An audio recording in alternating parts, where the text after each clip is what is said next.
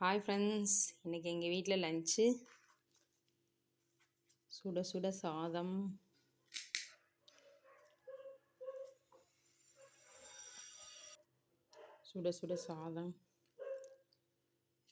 Chicken குழம்பு,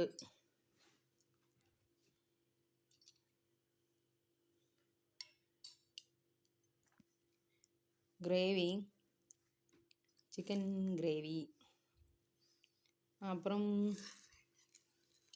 தென் egg gravy.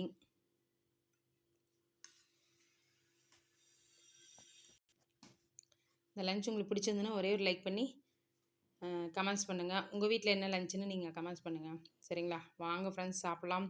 எல்லாருக்கும் happy Sunday and மதிய வணக்கங்கள். சரிங்களா?